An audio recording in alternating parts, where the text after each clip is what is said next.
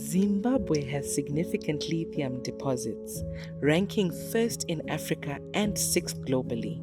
There are lithium reserves in Bikita, Mberengwa, and Kamativi areas, and have been primary mining locations for lithium extraction in Zimbabwe.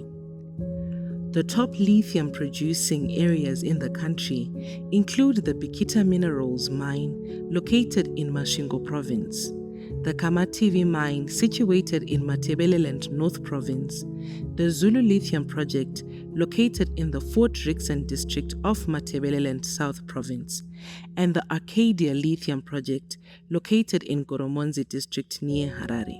Lithium mining in Zimbabwe has the potential to contribute to the country's economy and the global lithium supply. Lithium mining can play a significant role in the global transition towards renewable energy and the production of lithium-ion batteries.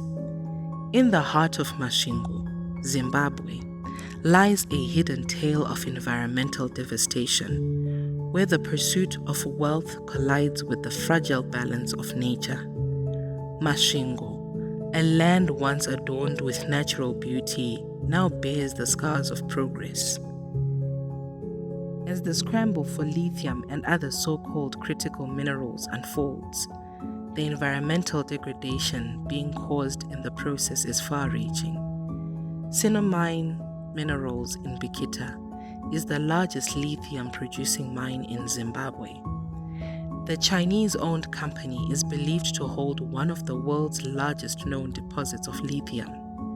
As the demand for lithium soars in the global market, the price paid by this pristine corner of the earth is becoming increasingly steep. The repercussions of Sinomine's activities are far-reaching. Water and environmental pollution have become the order of the day. The relentless pursuit of profit marches on, and the very ground beneath Bikita's inhabitants trembles as their ancestral lands are seized and displaced communities are left to grapple with the anguish of uprooted lives.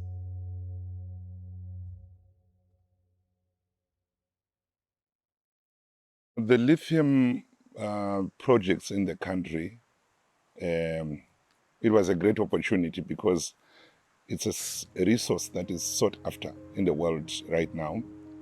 Unfortunately, the moment we realized that we've got lithium, the only thing that came to our mind is to extract and export. There was no master plan to say, okay, Zimbabwe, we have these vast deposits of lithium. Lithium is being demanded the world over by the high-tech industries, vehicle manufacturing industries. What shall we do? How are we going to create linkages and improve the value of the lithium and also have strategic partnerships with countries that have high demand for this use of lithium? Nothing. So we only extracted to export. There was no national engagement in development of a plan of how to make the most out of that lithium.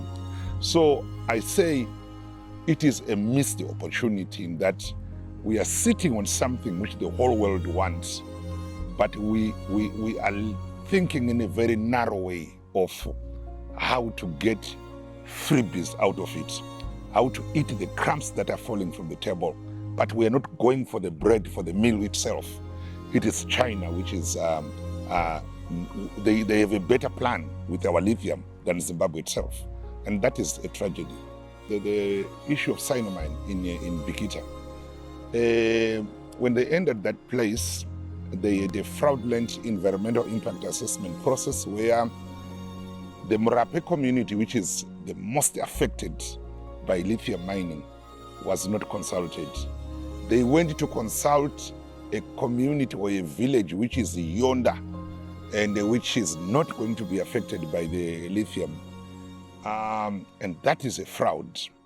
Ichi chinhu chaoperator kubva kuma-1950s chaiva mavoko akasiyana-siyana achichinjana mabritish, magermans, machichichi.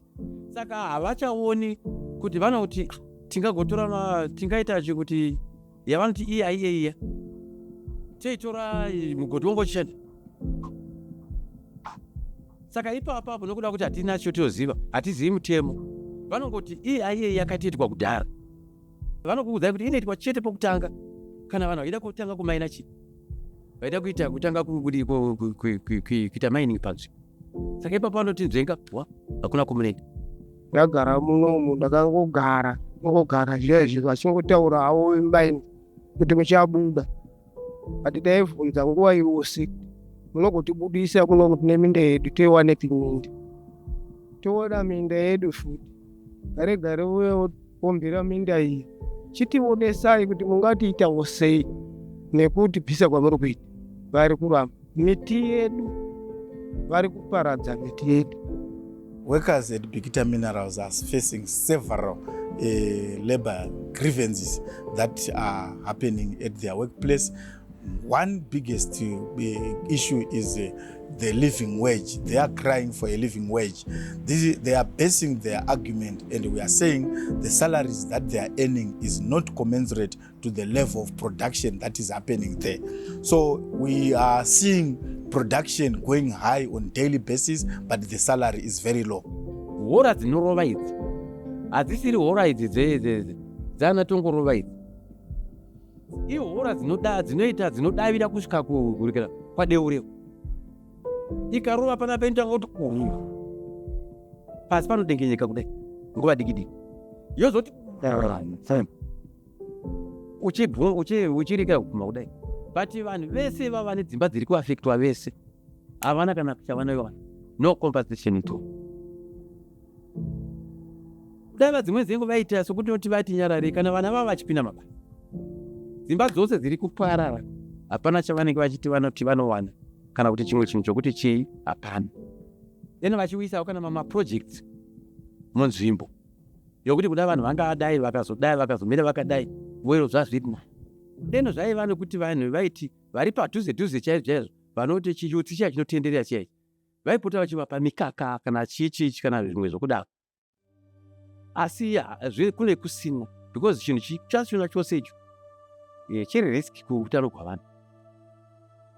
There is sentimental value to which people attach to their ancestral land, and uprooting communities from their ancestral land is a very, very big issue which must not be taken lightly. And of course, people are now walking longer distance. Some of the people we spoke with, they used to have boreholes, but now they're using a community borehole. They now have to walk a long distance.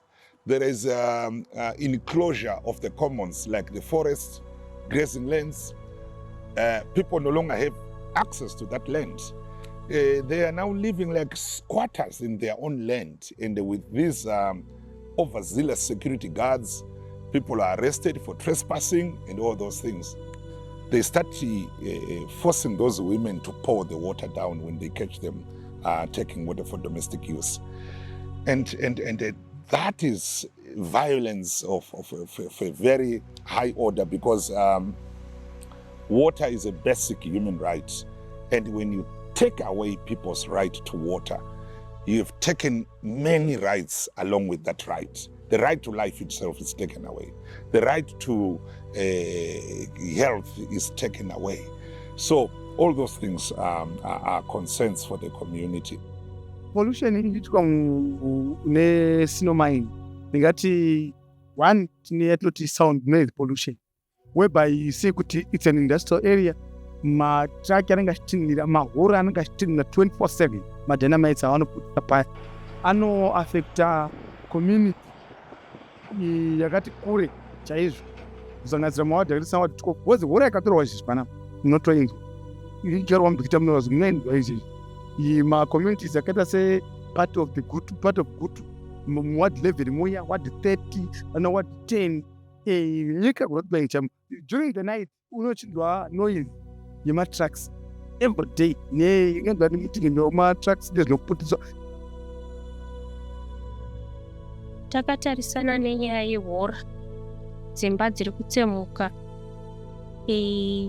chiutsi chiya chinobuda chehora chiri kuafekta vanhu Kozotizve zvipfuwo zviri kuafektika nenyaya yemvura yazvinova zviri kufa. Iri kutsemuka futi dzimba dzedu kana tikangadai vamwe vedu vakatovaka dzimba dzavo dziri kutotsemuka vakavaka nezvitinha. Isu takatoita seadvantage yekuti takavaka nematanda tatoona kuti tikavaka zvinhu zviri permanent kuno still kunongotsemuka. Saka takatongoona kuti beta titongoita zvimatanda mazenge tinawo madhoo zvese mawindo tinazvo takatongoichengetedza patakachengetedza kuhama dzedu tichiona kuti hatina kugara zvakadaro ndisisetwe. Kune dhamu ravari kuvaka reNigels West Pit rinoratidza kuti pane pariri kubuditsa naro tsvina oro mvura yavo. Mvura iyoyo iri kunanga kumadhamu ematezva dam. Saka ndo one of the problem yatingati kupollution yavari kukonzera. Kozotiwo kune dzimwe nzvimbo dzakaita sekuna Namurape vakatotanga kudira mvura mudhamu racho, saka ndo kune mugodhi waimwa vanhu. Saka mvura iyoyo haichatokwanisiki kuti ishandisike kungava kumwa kana kuwasha kwevanhu vari munharaunda nekuti inenge yakasanganiswa ma-waste product ezvese. I feel like women do not benefit from mining. I feel like they are the ones who experience the cost of mining first, but when it comes to the benefit, they take the back seat. If we are to look at the economic activities that happen at the mine, women are not the first ones to be employed where there's a job. And if they get jobs, they're just menial jobs. So women end up engaging activities around the mine, like selling water, selling sadza, things like that are petty. So, and then when we look at the cost of mining, such as, we're looking at pollution, water pollution, we're looking at air pollution, we're looking at open pits, we're looking at displacement, we're looking at disruption of horticulture. There are women who are selling, who are into gardening, whose gardens are being displaced because of lithium. Those people don't even know alternative source of livelihood. Their husbands will be employed at the mine and they'll be left to look for other alternative sources. And it's a bad situation because the women as caregivers, if there is an issue of water pollution causing diseases, they're the ones who have to leave their jobs to go and fend for the family. If there is displacement, they're the ones who have to look for a new school for the children, a new source of livelihood, things like that. So mining generally in Zimbabwe does not benefit women a lot. I feel like it benefits men because of the nature of the activities anyway, and also because we're not intentional about putting women on the front of benefiting, as they're the ones who experience the cost associated with that. Saka isi tinoitarisira kuti savanhu vauya muZimbabwe matiri vachitorawo zvinhu zvedu vakaona zvikoro zvinenge zvakaparara, well, zvikanzi takavaka chikoro icho, well, it's understood. Takaita kliniki iyo, well, it's understood.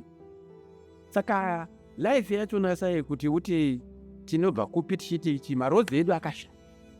There is also violence. The trigger happy security guards. We are talking about the shooting of an artisanal miner who was shot and he died at Sinomine. And then we are talking about taking away of agricultural land. Now it's part of the farm, of the mine. And this gave people a source of livelihood. They grew crops to survive, feed their families. Now the land has been taken by the mine without compensation. And that is a big problem. And even when you talk of Sabistar in Buhera there, they also displaced over 40 families. They lost their lands, they lost their livelihoods, they lost their boreholes, access to clean water.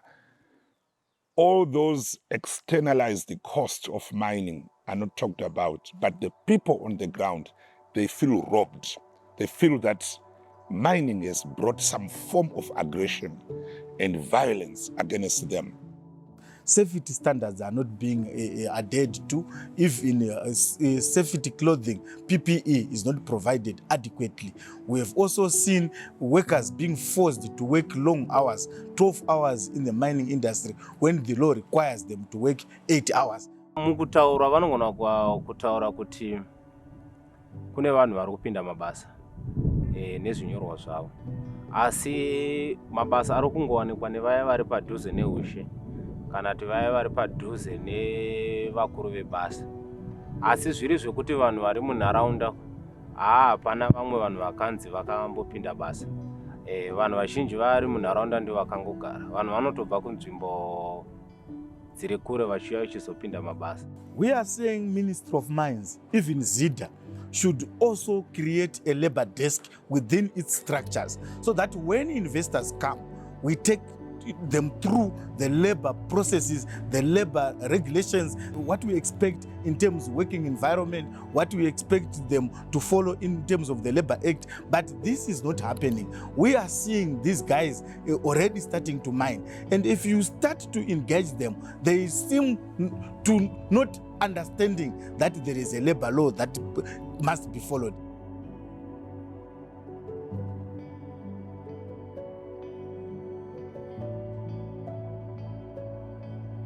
Sezvandinoona ini ndiri mugita taishuvira kuti dei vanga vativakirawo kana dzimba sezvatinongonzwa zvinoitwa kune mamwe macommunities akakomberedza mamines, vakatiisirawo mvura, vakatigadzirirawo migwagwa, vakativakirawo kana makiriniki, nokuti rimwe dambudziko ratinaro nderechipatara. Saka tine shwiro kuti vativakirawo makiriniki kana chikoro chaicho.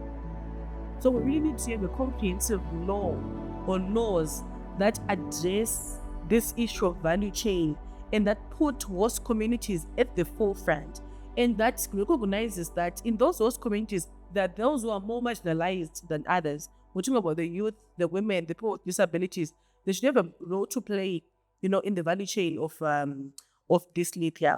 Lithium is quite important right now because of the reasons mentioned before. And we need to have our communities which are hosting that precious mineral to also benefit in the value chain of it. Mining contracts in Zimbabwe are negotiated very secretively and kept very secretively.